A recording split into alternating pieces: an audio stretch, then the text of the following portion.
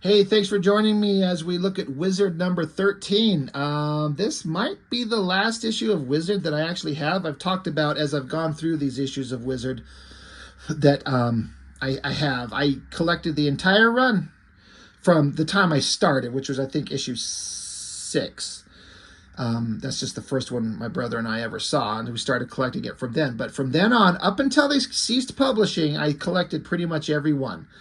And for a while, Wizard was the coolest thing ever. It just had all this information and interviews and early access and just everything that you wanted. But some years ago, I had to move, and I was moving into a place that was significantly smaller, and so I had to do some purging, and I threw away everything that I had as far as Wizard outside of this first little grouping of comics. I'm not sure why I kept issue 13, but I did. So we'll go through this. I've done a flip through this just before I started filming, and there's really not much in here that's interesting. When you consider the previous ones were like Interview with Todd McFarlane talking about Spawn, and then Jim Lee talking about Wildcats, and Rob Liefeld talking about Youngblood. Like, that shit is what we were there for. And then suddenly we've got Ghost Rider by this artist, Nelson. Ghost Rider's awesome. As a piece of art, I don't love this. There's things about it that I love, and you can absolutely see the skill that this guy has, but it's just not mind-blowing. It's just kind of okay, but you know, it's fine. It's fine. Talking about Wildcats coming up soon. Table of contents, pretty standard stuff, but there's nothing in here that was like super exciting to me at the time and upon reread. It's all like, okay, nothing really exciting. They do interview Joe Jusko, and at the time he was comics premier painter as far as I know, and it talks about how he's super tall, 6'3", 6'4", a bodybuilder, so he's really good at painting muscles because he knows about muscles because he's a bodybuilder. And at one time he'd been a cop. So interesting career for a guy to be a cop, a bodybuilder, and a comic artist all at the, on various times in his life. And I remember thinking Jusko was the greatest painter I'd ever seen do comics work. But then suddenly at some point, a guy named Alex Ross come along, and it just felt like to me he just sucked up all the energy. Like Jusko was suddenly not even remembered. He still got work, and he's respected, but the hyper popularity of Alex Ross on Marvels and then Kingdom Come, just the premier comics painter was Alex Ross forever, and that's it. And Jusko just kind of got left behind. So their interview with him, it was kind of fine, but there was not really anything in there that I thought was really very interesting. Nothing that I really feel like I want to get into. Seems like a nice guy, a hardworking guy, dedicated, talented, nice guy. But yeah, that's what that is. And then we get into the artist Nelson, who's done this cover. A lot of people seem to really like him, and I'm not saying I dislike him, but his artwork has never done anything for me. It's never anything that just blew me away. It's fine. It's better than I can do, but it doesn't excite me. So there's another kind of just like 2 pages of, an interview, just a short little interview, kind of the basic stuff of just who he is and what he does. It's fine.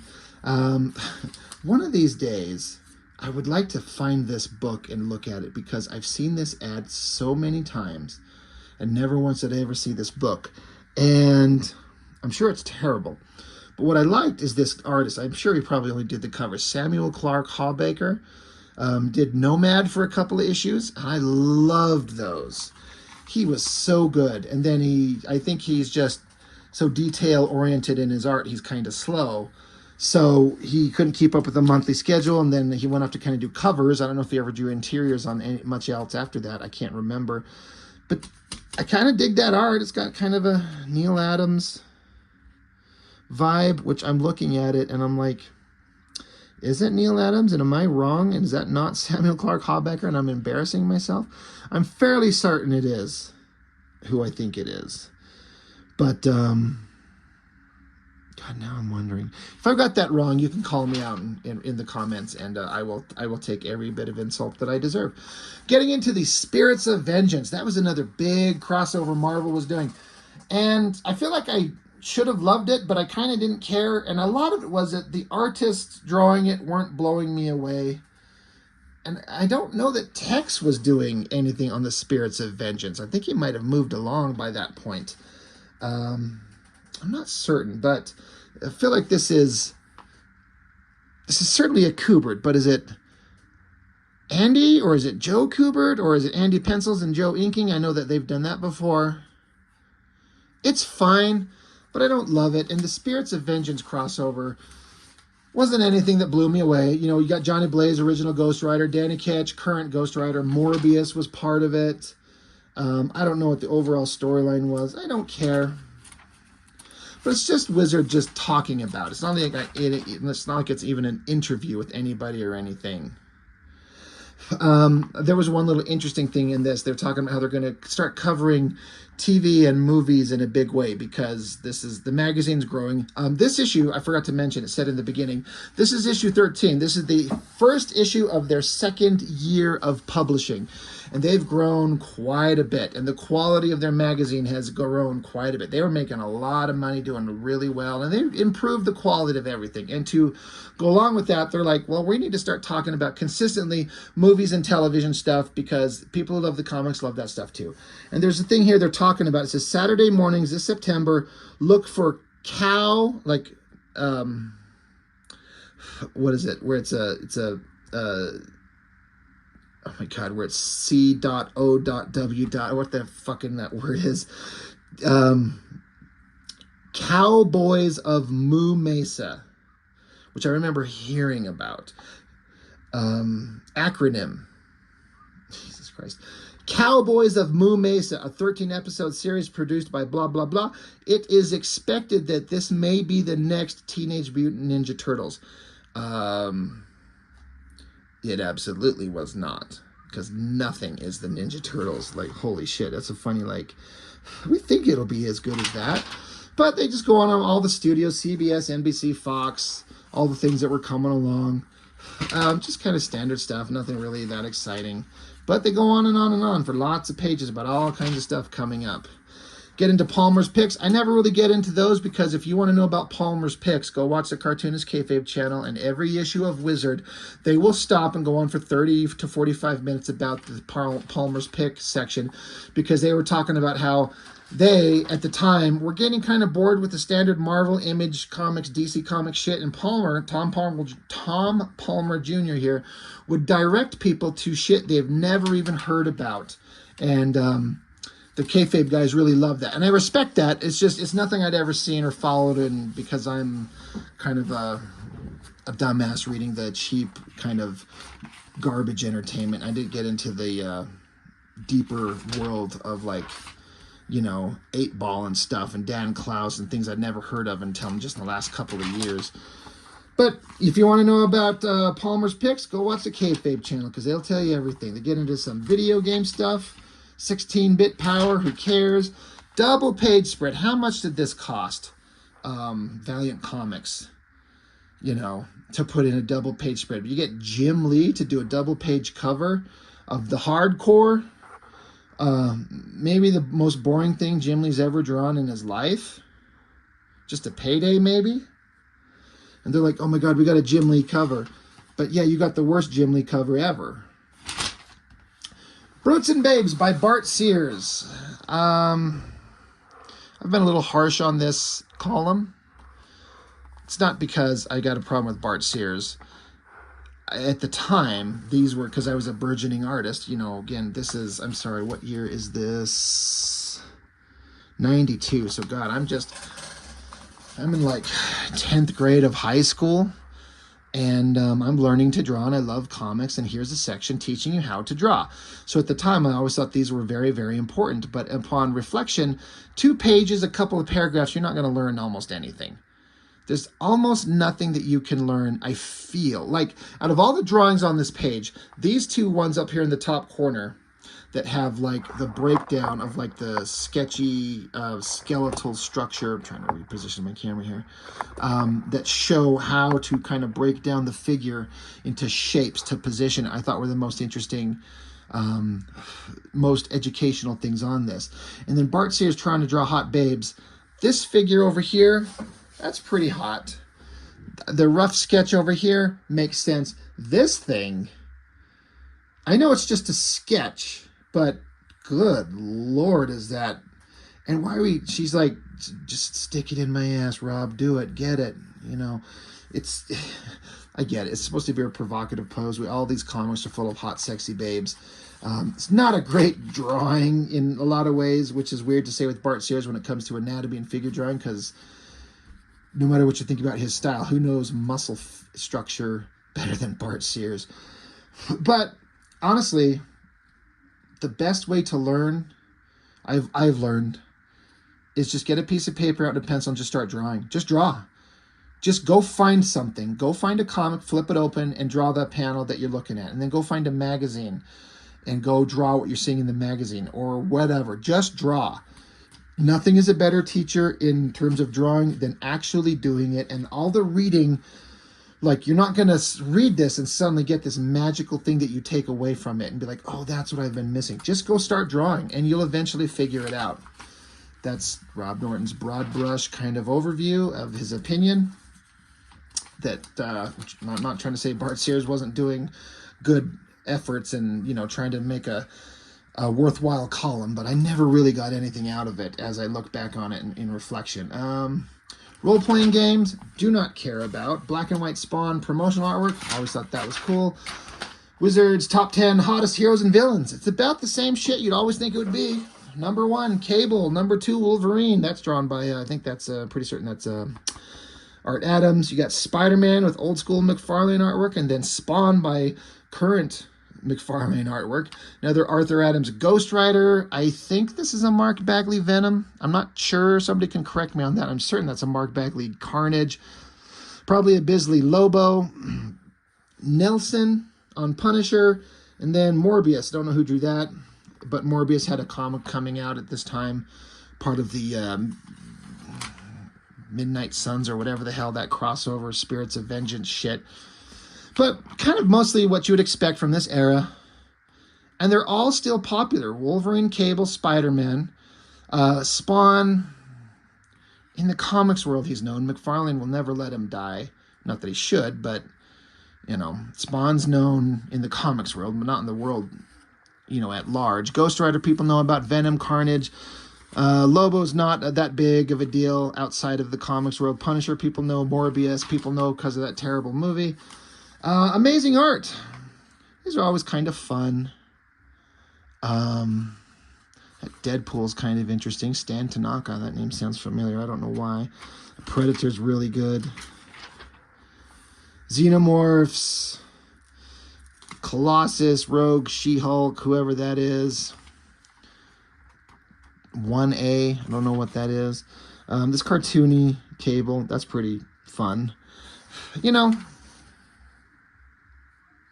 this guy's name is Fukum Sakta. Fukum Sakta from Niagara Falls, Ontario, Canada. All right, Fukum. Oh, God. Ripping my very precious issue of Wizard. Comics Watch. Issues of Excalibur, Spider-Man and Captain Britain, Daredevil, drawn by Romita, written by Anna Senti. I really want to get those copies. I want to read those. Collecting comics in the 90s, who cares? They're probably talking about how horrible Image Comics is. Announcing Portasio coming to Image Comics with Wetworks. It's got a team coming, and unfortunately we wouldn't see it for 2 or 3 more years. He had some family troubles. I think his sister died, and it just kind of put everything on halt for him, which is really unfortunate, and that really super sucks. But, God, the Brat Pack, they talked to some kids. Freaking crossovers and word scrambles. The Wizard's Crystal Ball. I ain't reading what Greg Bowles has to say. I don't care. The comic book intelligence quotient, who cares? This might be the first Wizard that I've got that still has the poster in it. Because all the others I wanted. I took the Wildcats one out. I took the Spawn one out. I remember, now that I think about it, the whatever issue it was, it had Shaft and Cable on the cover. That poster is still inside there because it was a fucking picture of Spider-Man drawn by Bagley because Wizard was getting in trouble for putting Shaft and Cable on the same cover without Marvel's permission. But, you can tell that I didn't think this was a great piece of artwork because I didn't rip it out and hang it on my walls. And my walls were plastered with everything. I would have taken that out if I liked it, but I didn't. So it's still in there. So, oh well. More contests. This contest was win an all-expense-paid trip for 2 to San Diego to spend the day with Silvestri, Jim Lee, Portasio, and Scott Williams at Homage Studios. Holy shit, can I do that? That would have been an awesome prize. And cards, X-Men trading cards, Marvel Series, Universe 1, 2, and 3. Cosmic cards from DC. Remember when cards were a thing? Toying around, a whole section about toys and stuff. It's never anything that I thought was interesting because they're always pricing things. If you have this is how much it costs. And back when I was younger, I used to think that was a big deal, but now it's completely irrelevant. Shadowhawk #1 coming out. The Cable miniseries, drawn by Romita and written by Fabian Nicieza. That was supposed to be a Liefeld thing, but he ran off to go do Image Comics, and Marvel fired his ass. Rye Zero, no interest. Cyberforce #1 coming out. Hell yeah. Youngblood Zero. It says artist Rob Liefeld. He did not draw Youngblood Zero. He might have had a page or two into it. I think it was mostly Fraga, if I remember correctly. And just more picks coming out. I always kind of like these because it showed the artwork in black and white, which I thought was interesting because, again, that's how I'm drawing, and I want to see more black and white artwork. July of 92, Top 100. Wildcats #1 is at the top. Spider-Man 26. Brigade #1. That god-fucking awful comic. You can tell what the hype was like and what the speculator market was like and the energy and excitement when Brigade #1 is third highest selling comic book out of everything. That comic is fucking garbage. Absolute trash, but people are buying it. I mean, it's sales. And the Image hype was real. And that was the second Liefeld book. He did the cover and he wrote the story and had Murat Michaels draw it. But you had all the first, series of books from the original creators, but that's the first secondary title. X-Men 12, Spawn 3, Morbius #1, X-Force 14. So, a lot of stuff going on. Savage Dragon #2, Larson's shit. He'd die if it made it this high in the top 100. Not even remotely close to that anymore. I don't know. Bunch of DC stuff at the ass end of the list here. So, it's about what you'd expect for the era.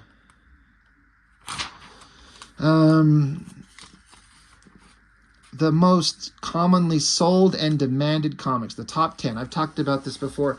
Why was Harbinger #1 on top for so long? I got so sick of looking at this old school Mustang with these kids riding on the top of it with an explosion behind them. I never saw this book anywhere, and maybe that's part of why it's valuable. It's because it was rare.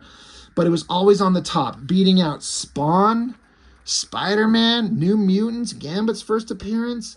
This fucking book, I still don't get it, but it was here forever, and it got to be old as shit. I can't help but wonder if Wizard was artificially driving that.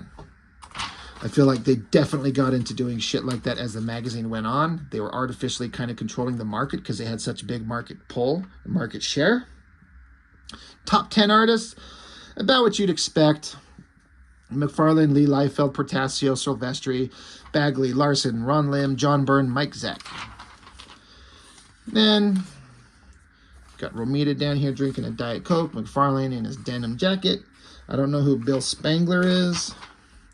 There's Liefeld, looking like Liefeld, Walt Simonson, Mike Mignola. I don't know why. This is one of the first times I've ever seen a picture of young Mike Mignola. That's just not what I thought he was.